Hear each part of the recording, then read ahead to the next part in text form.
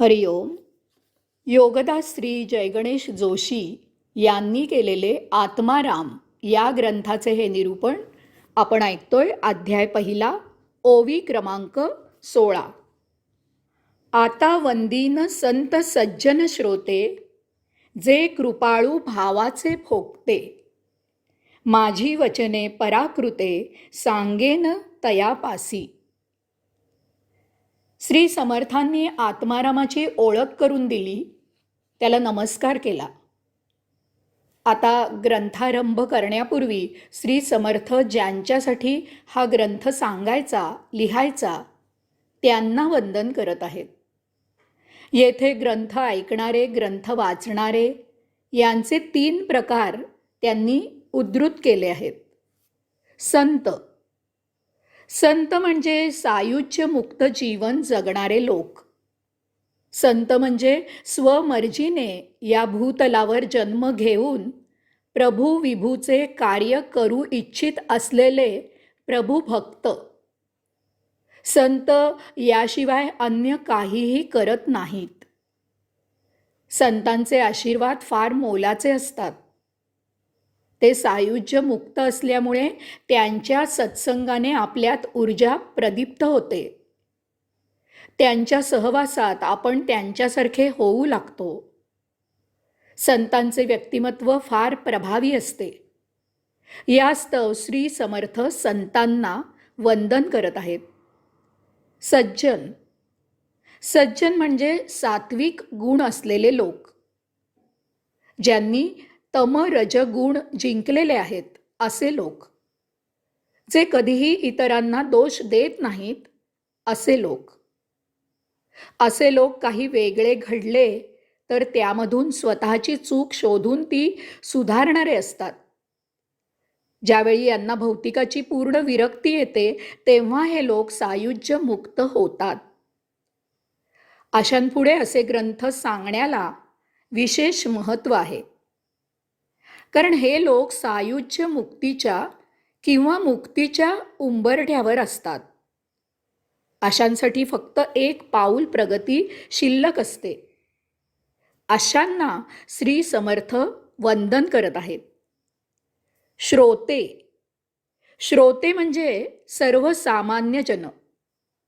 ग्रंथकर्त्यांसाठी ग्रंथ ऐकणाऱ्यांचा, ग्रंथ वाचणाऱ्यांचा, सर्वसामान्य श्रोता, वाचक हाच खरा आधार असतो.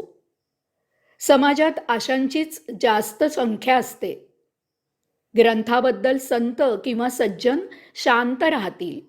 त्यांच्या उपस्थितीच्या किंवा त्यांच्या अनुपस्थितीच्या संख्येने ग्रंथाचे परीक्षण आपोआप होते. ते आपण समजून घ्यायचे असते. यामुळे ग्रंथाचे परीक्षण व्यक्त होत नाही. त्यासाठी आपण अनभिज्ञ राहतो. तथापि सर्वसामान्य वाचक, श्रोता जे जसे भावेल तसे सडेतोडपणे व्यक्त करून मोकळा होतो. यामुळे ग्रंथकर्त्याला ग्रंथाचा अभिप्राय समजतो. अशा सर्वसामान्य श्रोत्यांचा एक विशेष असा आहे की ज्याला अध्यात्माची आवड असते तोच अशा ग्रंथांच्या श्रवणासाठी किंवा वाचनासाठी उद्युक्त होतो. येथे श्री समर्थांनी श्रोते याचा हाच अर्थ येथे श्री समर्थांना श्रोते याचा हाच अर्थ अभिप्रेत आहे. यामुळे अध्यात्माच्या ग्रंथांना दर्दी लोकांचीच गर्दी होते. अन्य याच्या वाटेला फिरकत नाहीत. हे ग्रंथकर्त्यासाठी फार चांगले असते. श्री समर्थ श्रोत्यांना वंदन करत आहेत. संत, सज्जन, श्रोते यांच्यात समानता अशी असते की ते सर्व कृपाळू आणि आत्मारामाच्या भावभक्तीने भारावलेले असतात. कृपाळू अशासाठी की ते ग्रंथकर्त्याला सांभाळून घेतात. ग्रंथकर्ता वक्तृत्वाच्या किंवा लिखाणाच्या मार्गाने प्रभू विभूचे काम करत आहे. प्रभू विभूची यात्रा करत आहे. ही जाणीव अशांना असते. यामुळे ग्रंथकर्ता नेहमीच प्रोत्साहित होतो. कसेही असो, परंतु आत्मारामाच्या यात्रेकडे 4 पावले प्रगती केली जाते. हेच फार मोलाचे असते. अध्यात्माच्या यात्रेत प्रत्येकाला यात्रा करण्याची संधी दिली जाते. मुमुक्षूंना प्रोत्साहन दिले जाते. चंगळवाद, मौज, मजा इतकी फोफावली आहे की मुळातच या वाटेला येणाऱ्यांची संख्या फार नगण्य आहे. यास्तव संत, सज्जन, श्रोते यांचे फार महत्त्व आहे. विशेष करून या कलियुगात अध्यात्माकडे आकर्षित करून घेणे हे एक आव्हान झाले आहे. कारण या क्षेत्रात आता भोंदूंचा सुळसुळाट झाला आहे. याला मुमुक्षू आकर्षित होतात आणि फसतात. त्यांची भलतीकडून भलतीकडे भलतीच यात्रा होते. कृपाळू भावभक्तीचे भोगते असलेले संत, सज्जन, श्रोते हे सर्व सांभाळून घेतात. भ्रामक विद्वत्ता आणि पांडित्याला थारा न देता येथे फक्त आत्मारामाच्या भक्तीला, सेवेला महत्त्व दिले जाते. यामुळे इकडे दांभिक फिरकत नाहीत. पैसा, प्रसिद्धी आणि प्रतिष्ठा याला इथे थारा दिला जात नाही. या मार्गाने यात्रा करणाऱ्यांनी 10 वेळेला विचार करून, चोखंदळपणा करून, सर्व बाजूने खात्री करून मगच यात्रेला आरंभ करावा. येथे श्री समर्थांनी एका महत्त्वाच्या मुद्द्याला स्पर्श केला आहे आणि तो मुद्दा म्हणजे पराकृते, प्राकृत भाषेचा मुद्दा. जगामध्ये मध्य पूर्व आणि पूर्वेच्या देशांच्या ज्या काही भाषा आहेत त्यांची भारतीय संस्कृत भाषा ही जननी आहे. भारतात पुराण काळात शिकलेले संस्कृत भाषा वापरत असत. यामुळे पुराण कालातील वामय संस्कृत भाषेमध्ये आहे. संस्कृत जाणणारे विद्वान आणि पंडित म्हणून मान्यता पावलेले होते.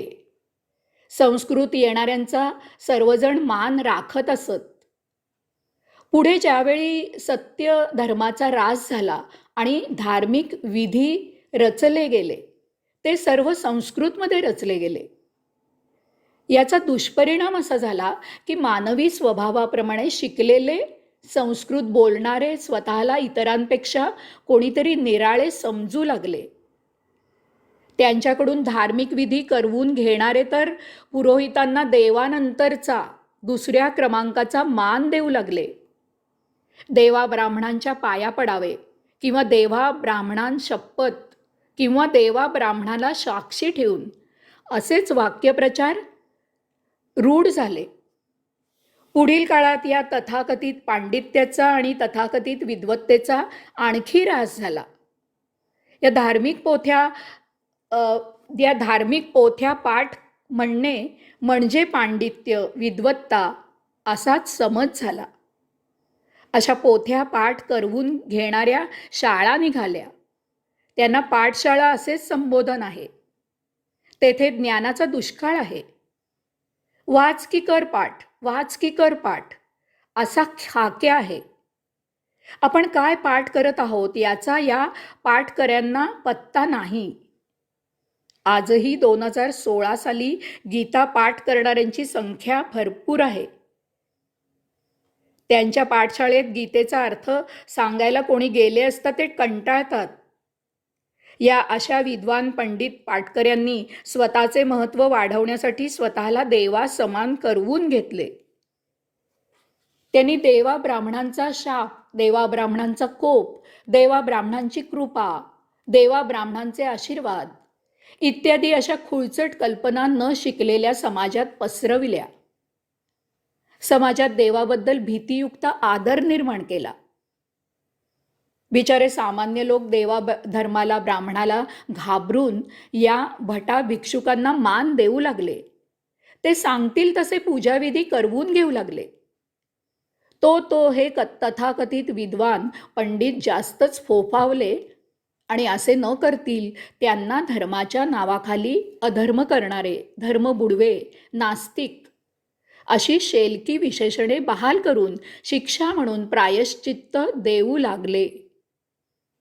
यांनी स्वतःच्या हातात धर्माच्या नाड्या आवळून घेतल्या आणि त्या दिवसेंदिवस घट्ट केल्या. परंतु तो पुरुषोत्तम योगेश्वर भगवंत श्री धर्माच्या पुनर्स्थापनेची काही व्यवस्था करतो. त्याप्रमाणे या सर्वाला संतांनी, सज्जनांनी आणि मग आध्यात्मिक श्रोत्यांनी सुरुंग लावला. सर्वप्रथम श्री ज्ञानेश्वर माऊली अवतारित झाले आणि त्यानंतर येथे संतांची मांदियाळी तयार झाली. या सर्व महान संतांनी भटा भिक्षुकांच्या पोथ्यांमध्ये सर्वसामान्यांसाठी गुंडाळून बंद केलेला, अशांनी वंचित झालेला धर्म मोकळा केला. सर्वांना मुक्तीचा मार्ग मोकळा करून दिला. त्यांनी धार्मिक विधी आणि सोपस्कारांना फाटा दिला आणि नामस्मरण हा साधा सरळ सोपा भक्तिमार्ग विशद केला. स्वतःच्या साक्षात्काराने याचे प्रत्यक्ष उत्तम उदाहरण घालून दिले. तरीही या कार्याला जितकी गती मिळावी तशी ती मिळायला फार उशीर झाला. कारण धार्मिक विधी आणि सोपस्कारांचा पिढ्यानपिढ्या इतका काही भयावह पगडा बसलेला होता की समजले आणि उमजले तरी प्रत्यक्ष आचरण करण्यासाठी लोक बिचकू लागले. आजही बहुसंख्य लोक धार्मिक विधी आणि सोपस्कारांना महत्त्व देत आहेत. तमाम देवळांमध्ये याचीच गर्दी आहे. तथापि तरुण पिढी आता कुठे जरा जागी होत आहे आणि याच्या सत्यतेचा विचार करू लागली आहे. यामुळे अगदी 400-450 वर्षापर्यंत संस्कृत खेरीज अन्य वामय हे वामयच नाही अशी समजूत होती. म्हणून येथे श्री समर्थ म्हणतात की संत, सज्जन, श्रोते हे कृपाळू भावभक्तीचे भोगते आहेत. त्यांच्यासाठी हा मी माझा संस्कृतमध्ये नसलेला, प्राकृत भाषेत सांगितलेला, लिहिलेला ग्रंथ ठेवत आहे. ते मला समजून घेतील. त्यांना श्री समर्थ येथे वंदन करत आहेत. हरिओम.